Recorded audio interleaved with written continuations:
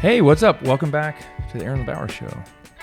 Today we're going to talk about transitioning out of network, adding cash-based services. So this is a great show for you if somehow you're listening and you own a practice and you're not doing cash-based services or you're still in network or hybrid. It's also for those of you who are thinking about it. You're going to learn a couple things today as well. And if you've already started a cash practice and you're looking to grow, I know there's a nugget in here that's going to help you. I was just actually discussing nuggets last night with a new friend of mine who's not even PT, Bobby, and we were chatting and just talking about things. And I think he does like sales and stuff like that. And he's like, all I need is one nugget when I go to an event or meet with a group of people. I just need that one thing that I know is going to add $100,000 in the next year. Like, it's just one nugget. It's one action, one thing. And I just want everyone to know, before I even get into the details and meat of the show, that's all that matters, is that you pull one nugget from every interaction, from every investment, and you take action on it and you utilize it to continue to grow.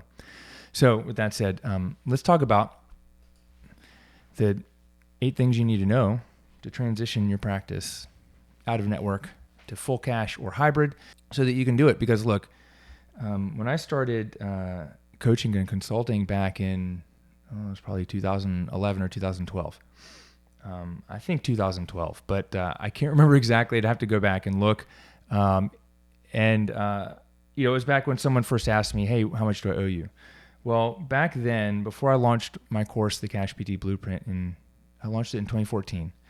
In 2012, 2013, most of the private coaching I was doing were people who already had existing practices and were feeling the pressure of insurance companies declining reimbursement and were looking to switch to cash-based. I never switched to cash-based. I started straight up 100% cash right out of PT school.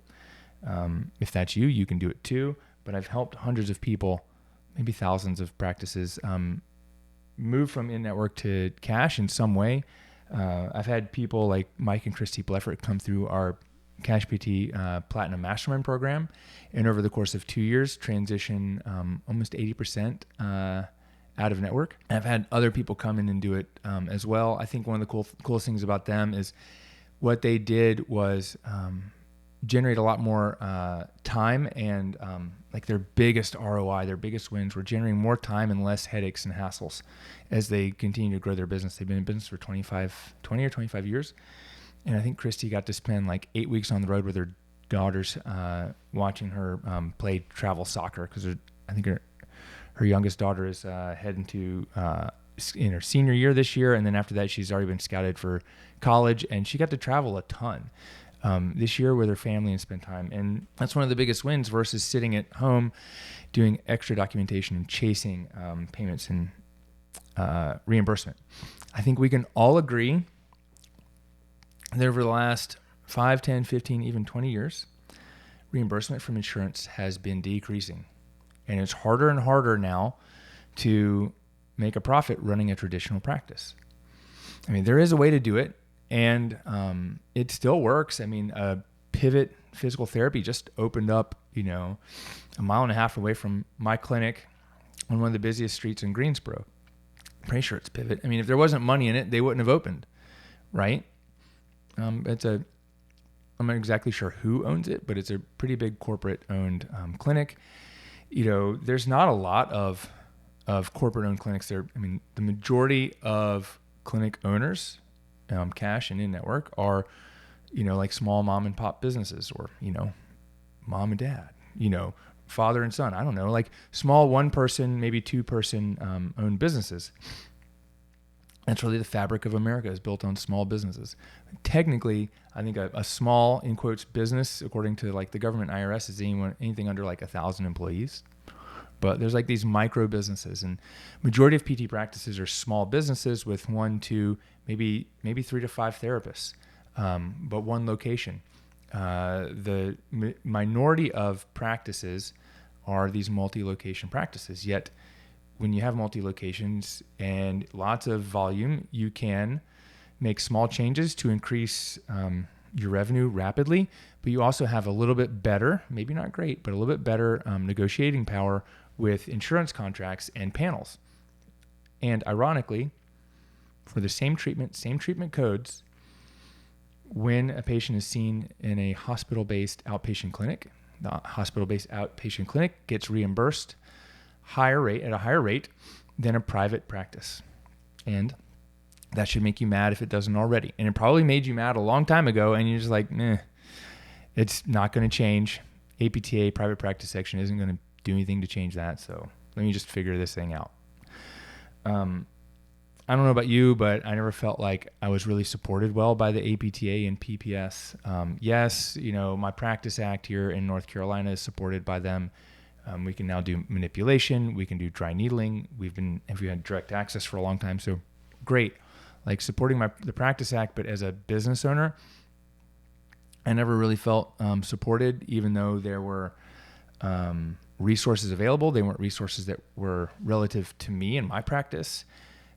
During COVID, PPS was kind of holding behind their paywall, to use a better term, the information on how best practices to reopen in COVID, whereas the Dental Association, Spa Association made all that stuff free. I even told the president at the time, PPS, I said, hey, they're like, oh, this is for our paying members. I'm like, cool. You want more members? Give something of value first. Like, just say, hey, we'll give you this, reopening guidelines. Just give us your name, email, and best contact details. Give value first, and then come back in a few months and say, hey, wasn't that great value we provided? We do a whole lot more of that. Why don't you come join our section? I don't know. That would be too easy. So when I first started in 2011, 2012, 2013, I think it was really like 2012, 2013, a lot of the people coming were trying to add cash-based or transition. They've been doing it for 5-10 years, and they were like fed up. And then like 2016 through 2022, 2021, it was mostly people coming to me to like start a cash practice, brand new. They'd never been business owners before. Or maybe they had been a business owner for a while, then went back to working, were like, I can't do this. They'd owned and came back to start a cash practice. And in the last 2.5 to 3 years, more people have been coming to me and joining our programs and groups who already have existing businesses.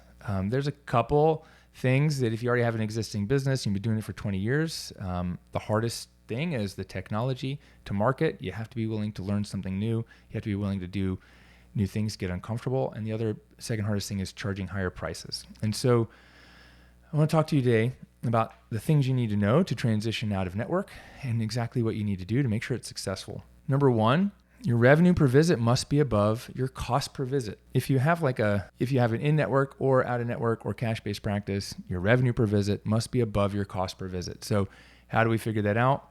You do 1,000 visits in a year. You made $100,000 in revenue. Let me just do the math with you. Let's say we did $100,000 in revenue divided by 1,000, and that's $100 per visit. Okay. Your expenses and costs and what you pay yourself are $75,000. So I buy 1,000 visits and your cost per visit is $75. So you have a $25 margin. And the problem is every insurance contract is going to be different. And there's some of them are going to be easy and others are going to be a pain in the ass. I've had some clients say, well, Aaron, so-and-so is paying me $180 a visit. I'm like, well, don't get rid of that. And other people have come to me and said they've calculated this number after we work together. We hop on our game plan call and we work together and they're like, hey, this one, this insurance company is, the average revenue per visit is $70, but my cost is $75. Or the average revenue is $55 and the cost is $75. Like, you're losing money on that contract. Even if the average cost per visit was 75 and the revenue was 100, if you've got one insurance contract that makes up 10% of your business and the revenue per visit is lower than the cost per visit, you're losing money. And what you also need to factor in is what's the opportunity cost, and what's also the time cost. Because you may be paying your staff, your staff, like one company, I don't know, United Healthcare, you might have to get on the phone with them 3 times to get reimbursed. Whereas other maybe like there's a workers' comp in your area that's really easy and you don't ever have to get on the phone with them to get 180 a visit. Like a couple of my clients, some work comp is great, others is shit. So you have to factor that in too. Who's the biggest pain in the ass? Who's the easiest? So the least revenue and the biggest pain in the ass, those things got to go. Otherwise you're losing money. And you might think, oh, my ethics get in the way. And then I have to treat these patients like they deserve to be treated. Okay, great. I'm going to say, if you think that, and this is somewhere else in my notes, but if you think that asking for cash is unethical, but yet you're willing to allow United Healthcare rake you over the coals and not pay you what you're doing, just because the patient deserves to be treated and shouldn't have to pay for physical therapy, like you really shouldn't be in business. That you've got to separate your caring for people with your, I need to care for myself and my family and operate this business. Business needs to operate at a profit. It should. You can't operate at a loss forever. It'll drag you down. And there's a lot of other things are wrong with that. But if there's a significant population of people, like, we can treat them for free. We can do pro bono work, but you shouldn't be doing pro bono work for United Healthcare, Aetna, Cigna, et cetera. Like, do not do pro bono work for them, because they're worth billions of dollars. They're on the stock market. You and I aren't listed on the stock market. Your revenue per visit must be above your cost per visit. If you're losing money on any patients, even if your average is above break even, you're still operating at a loss. We have to drop those contracts. You're operating at a loss. Okay. Insurance is reimbursing more, not less. I mean, we all know that, right? Is it gonna get better, or are you just gonna treat more people per hour? I don't know. I'm not gonna treat more people per hour all the time. And there are models where we can still do one-to-many. But I'm not doing one-to-many because I'm not getting reimbursed by an insurance company and I have to pack people in. I'm doing one-to-many because it's what's best for the people. And people say, oh, Aaron, my patients can't afford to pay more than a copay. I guarantee you they can. If someone complains about a copay and yet they're walking around with an Android or Apple device, guess what? They're paying more for Verizon every month than they are for your physical therapy. They're paying more for their plumber to come to their house and unclog their toilet than they are for physical therapy. Okay? Get your toilet unclogged right now, costs like $100. And the guys come in, they spend about a half hour, they get crap water all over the walls, ask me how I know, and they walk out and they give you a bill for $100, $125. Okay? I just paid $80 this morning for a massage for 60 minutes. Okay? Copay is $75 to come see you for physical therapy. Don't tell me that patients aren't going to pay more than a copay for PT. They're not. They will. It's just they don't value it. Our profession's done a bad job at explaining what we do. We do a lot of different things. So it's your job as a business owner to convey the value of your sessions to your patients and prospects. And they will pay. What else do people pay more for that's kind of dumb? $5 a day at Starbucks. You can make your own coffee for 50 cents.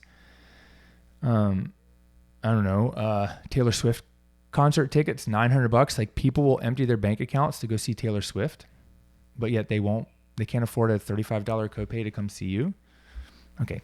They can pay. It doesn't matter where you live, what city, state, how rural it is, how much it is to the next city, how much competition you have. If you differentiate yourself, people will pay, because insurance is reimbursing less, not more. And it's a sinking ship, and don't go down with the captain, please. Number 3, this is something I learned recently. United Healthcare, like, I don't have the proof. I would love if you hear this and you send me some proof, that'd be dope.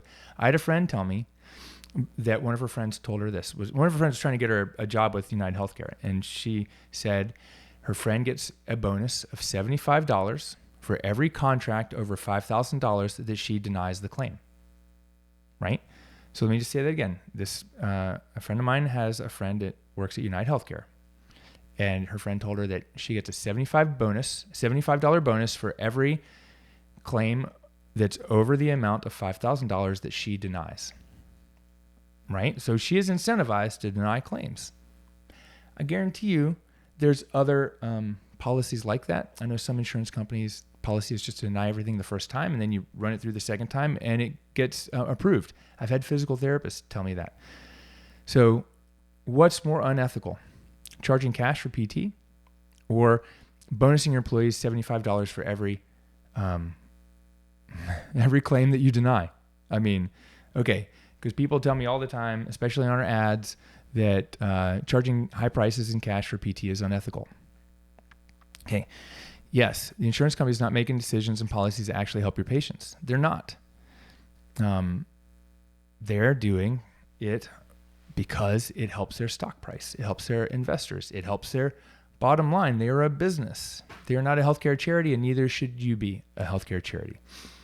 Okay, patients are willing to pay cash for high-value services. Patients are willing to pay cash for problems. If you can solve a problem that someone else can't, they will pay you. Okay, so one of the biggest mistakes people make is thinking the insurance is like insurance payments are they're earned or they're a right.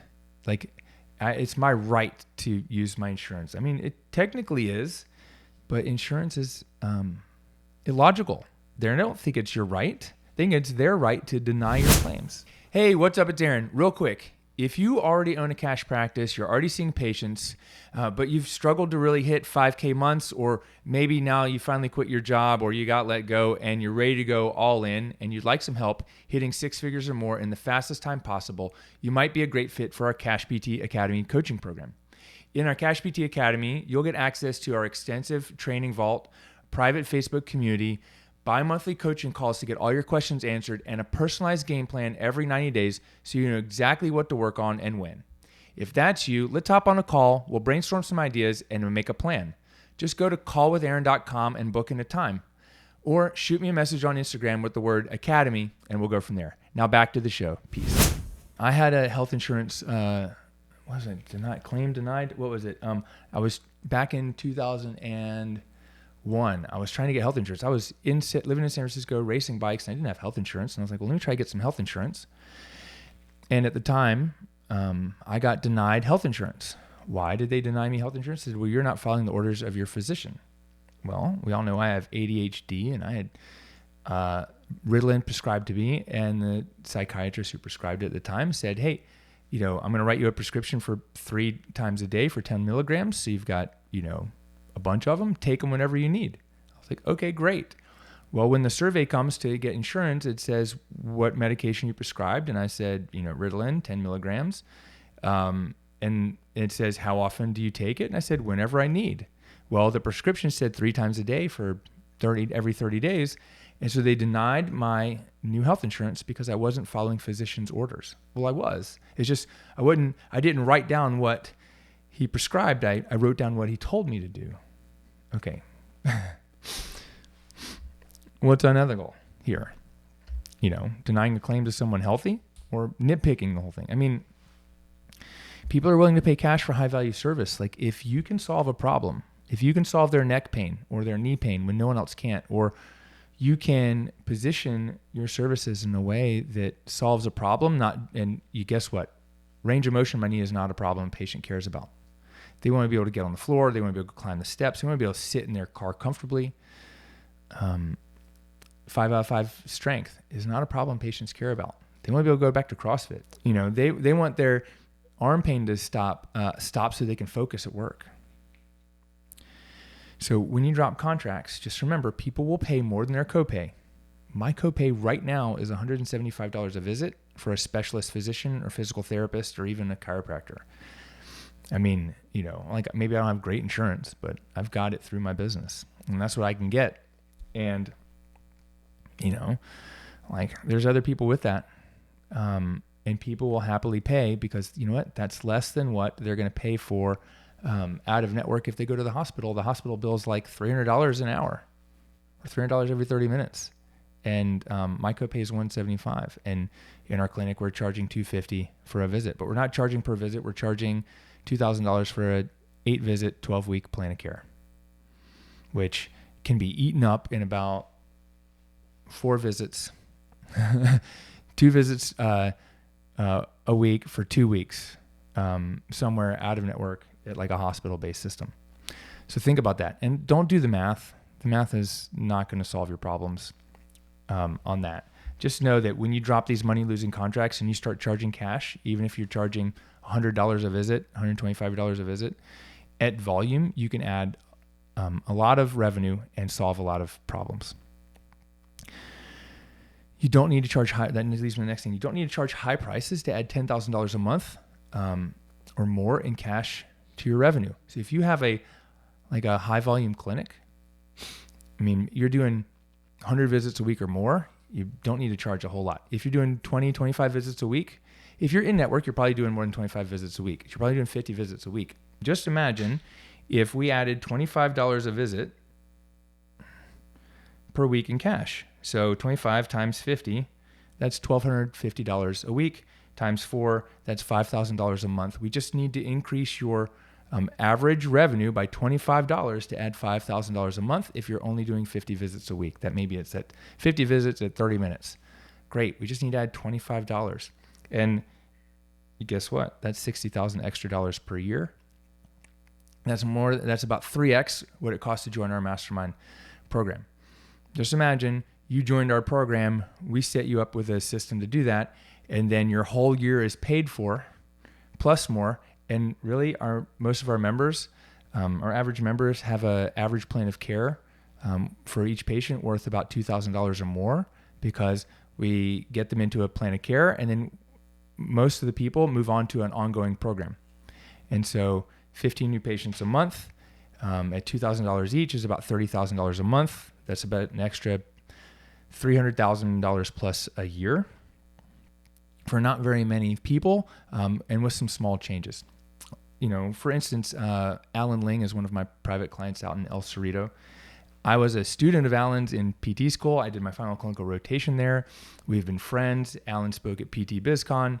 And in the preparation for, and I did some private coaching with him about 8 years ago on some different things, on like adding massage therapy and stuff. And at PT BizCon, we were talking about it in early 2023, I think, when he spoke. And I was telling he's like, oh yeah, here in the Bay Area, we can't do X, Y, and Z. I was like, yeah, but one of my clients is in Oakland. He's doing multiple 6 figures in Oakland cash, and he's got $1 million business. And he's like, really? Like right down the street? I'm like, yeah. And so Alan called me back a few days later. He's like, Aaron, I think I'm finally ready to, get your help on this and listen to you. And I think they see he's got 7 therapists. So, 500, 600 visits a week or something like that. What we did is we just started charging $100 for every visit for 30 minutes. And Alan added $30,000 a month in cash revenue to his business, which is dope, on top of what he's already doing, right? And it's so expensive there that they already couldn't afford to keep some of the contracts and already dropped some. But all we did was update the script for the front desk and do a little training for his team. And he messaged me again a couple months later, said, Aaron, the new therapist I brought in is, less than a year out of school, and he's seeing 18 cash patients a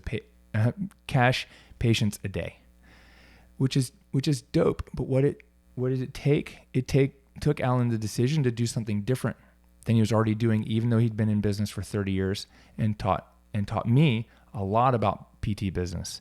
He took one of the strategies that we are using and added to his business and brought in extra $300,000 and more.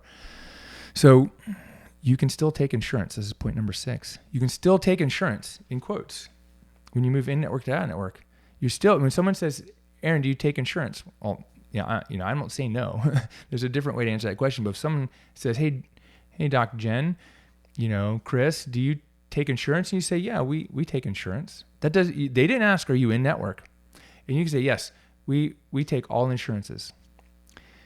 You can still answer that question with the yes. And you can then work on the value-based conversation, explain the details. Because if you already have a clearinghouse and you're already processing claims and you move out of network, you can still utilize your existing infrastructure of your business to file claims on behalf of your patients and do courtesy billing.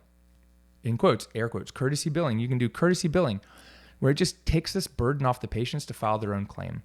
It doesn't take away all the friction, but it takes away a good chunk of it where we've had patients say, okay, that's cool. But then they're like, oh, I don't want to go through the effort of filing the claim on myself. I'm not going to come in or I'm not going to come back. But if it was already set up in my business to do that, like it probably is for you if you have an in-network business, you're just not in network. You're out of network, but you still have the team, like the admin support, or you have the clearinghouse already set up to file claims on your patient's behalf and do courtesy billing.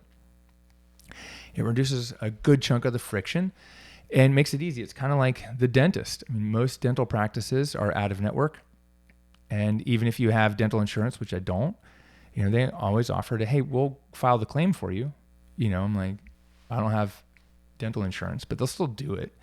So that makes it easy. And PT is going to turn more and more like that. I think a lot of people don't have dental insurance by default. It's an add-on. Just like a lot of psychotherapists and mental health counselors, they are out of network, or even if they're out of network, maybe they file on behalf. A lot of people don't want to tell their insurance they're getting psychotherapy. Other times it's just not covered, et cetera. I think things have changed in the last few years with some of the new laws around insurance, but in general, big chunks of those professions are not in network, and PT is going to be the same soon if it's not already getting there.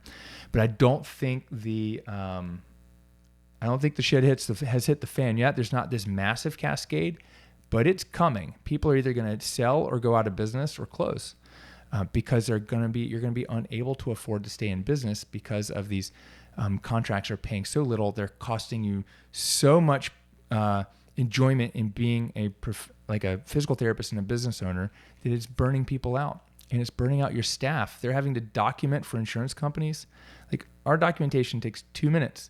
And if your staff is complaining about having to document over the weekend, it's because they're having to document so detailed and manipulate the documentation to get visits approved. It's burning them out. There's 2 more things. Number 7 is you need a proven patient enrollment system. You need a proven system and pathway, scripts, and offers to get your patients to enroll in a plan of care and be willing to pay cash for it. And you can even get some of them to pay in full for their plan of care at a discount because you're not in network.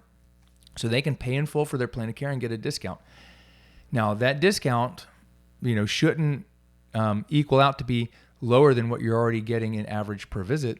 It should be higher, but you anchor the price higher and you offer them a discount to pay in full and commit to the plan of care. And it's not just about the offer. It's about the questions you ask, and the eval need to be different. The questions you ask on the phone, and even installing one of our application funnels or automated new patient follow-up sequences to get people to pay in full for their plan of care, whether it's on the first visit or the third. There's a proven system to be able to do that. And that's how many of our members are doing 20, 30, and even 40K months cash with one physical therapist.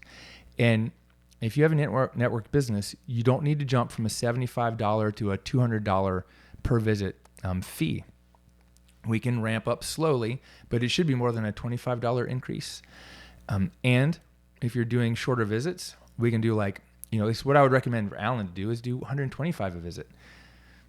Or 150, maybe he's doing 150. He might be doing 150 for a half hour, but I think he might even only done 100.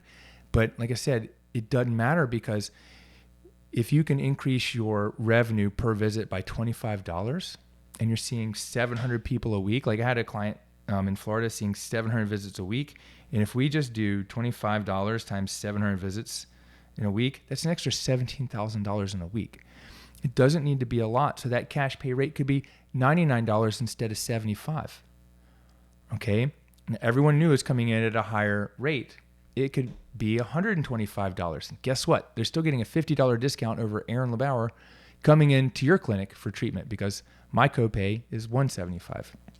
So you can even say it's $175. And when you pay in full, it's, for 10 visits, it's just $1,250, which makes $125 a visit. They get a massive discount for paying in cash. They get a cash discount. It's super easy. Your fees that you're billing out per hour are probably already elevated. And if they're not, you're not capturing all of your possible revenue. But let's say you're charging already $75 a unit, 3 units in a visit, or 2 units in a 30-minute visit. That's $150 an hour. Hey, it's $150 an hour. When you pay in cash, in full, you can get a 10% discount. And you just have to do the math and know your own numbers. If you'd like some help with it, I'm happy to set you up with a strategy call to do that. But you know your own numbers, and now this discount for paying cash and paying in full makes it so you're getting more money for less effort, and the patients feel like they're saving, and it's a win-win. Okay, number 8, you need a predictable lead generation system. So now that we're dropping some insurance contracts, and don't forget, you've got to drop them. You can't just decide to drop them. You have to look at your contract. You have to send in letters. You have to notify the right patients, not all the patients. And there's a list of things you have to do. And I've got, for our coaching clients, I do have all the documents, contracts, sample documents, etc., on how to move out of network. And once we drop someone, you're going to have some extra time. But guess what? Patients are still going to come. And at minimum, you're going to be seeing the higher value insurance contracts and dropping the lower value ones. You might have some extra time, and now you can work on the marketing strategies to bring people in and educate your staff and your team so they know what to say when people come in and ask, do you take my insurance? And people aren't like, no. As soon as someone tells a prospective patient no, you're going to lose that patient. Do not tell them no. There's a different set of questions we need to ask. We need to do the training, and you're going to have a little bit extra time to do that, and your time is going to be valued higher so that we can start ramping up your cash per visit, your cost per your revenue per visit, and cash in your bank. So we need to be able to set up a predictable lead generation system, because patients aren't going to be coming from physicians as much anymore, because the physicians are going to say, hey, that practice isn't in network, go here. So we need to reach out to prior people, existing people, and new people through our marketing. And the marketing has to be different. It's not hard. It just has to be different. We set up some of those systems, and now we've got a predictable system to add 10, 15, even 30 cash paying patients a month to your business, which means tens of thousands of dollars in the bank. And as you drop the contracts that cost you time and money, like I said, you'll have more time to set up a predictable marketing system that brings in dozens, if not hundreds of patients willing to pay cash for PT. Does that make sense? That's a lot. Hope that's not too much. But that's just the tip of the iceberg. Those are just like the top 8 things that you need to know about transitioning out of network. And it may not be the right time for everyone to do it, but I'm going to venture to say it's probably past the right time for you to do it, especially if you're listening to this episode. So if you have a PT business and you want to transition it to a hybrid model or even 100% cash, like hybrid meaning Medicare plus cash or Medicare Blue Cross plus cash or some variation, or even go 100% cash over time, and you want some help building out a personalized game plan, getting the plug and play resources for making this transition easy, and the support along the way to install the systems and build out a brand new marketing strategy, I'd love to work with you. All you got to do is DM me the word strategy over on Instagram. Tell me a little bit about your situation, and I'd be happy to set you up with a free new patient strategy call. Or just go to callwithaaron.com. That's callwithaaron.com, Ron, 2 A's, and book in a time to chat. And let's chat and talk about your situation. We can brainstorm some ideas and make a plan for you to go out of network or partially out of network and add tens of thousands of dollars of cash paying patients to your business. So over time, you continue to grow and thrive, and you're spending less time on the headaches and more time enjoying what you do. That's it for today. I appreciate the time you spend with me every week on this show. So if there's anything else you'd like to learn about or that I can do for you to support you in your business, just shoot me a random message over on Instagram and say, hey, Aaron, listen to your show. I'd love you to talk about X, or, hey, I need some help with Y. X, Y, and Z, whatever it is, do that. And if you're on my email list, you'll get notifications about our upcoming live webinars and trainings where there's always time at the end to ask questions. And hopefully on those trainings, you get more value than you expect, and you've got the ideas and strategy, and you know what to do moving forward so that our profession could continue to grow and serve people and we stop losing really good physical therapists to burnout because insurance companies are working for themselves and their bottom line and not for the patients. So I work for patients, not insurance companies. I'm Aaron LeBauer, and I'll see you on the next show. Peace out. Hey, what's up? It's Aaron. Thanks for listening to the show. Whenever you're ready, here's 3 ways I can help you grow your physical therapy business. Number 1, grab a free copy of my book. It's the roadmap to launch, grow, and scale your physical therapy business. Go to cashptblueprintbook.com or DM me the word book over on Instagram, and I'll send you a link to get it shipped to you for free. Number 2, join our Cash PT Blueprint case study program. I'm putting together a new case study group this month. And if you'd like to work with me to launch a 6-figure cash practice and start seeing patients in just 90 days, send me a message over on Instagram with the words case study, and I'll reply back to you with all the details. Number 3, you can join our Cash PT Academy coaching group. I meet with dozens of successful cash practice owners weekly on Zoom to solve business headaches, brainstorm ideas, and teach the latest marketing and business building strategies and tactics. This is our coaching program that takes existing PT businesses and helps them scale to 6 and multiple 6 figures in just 12 to 24 months. If you've got a PT practice and you're ready to add $10K a month or more to your revenue, you may qualify to join us. Just DM me the word Academy over on Instagram, and I'll set up a time to chat. And 4, for some reason, if you're not one of those and you own a business brand and you want to work with me directly to help you add 7 figures to your business or another $250K this year, and you're looking for private one-on-one coaching, VIP days, etc., and you'd like to maybe partner together in your existing business, send me a message with the word private. Tell me about your situation, what you want to work on together, and we'll set up a time to talk to. I'll see you next time. Peace.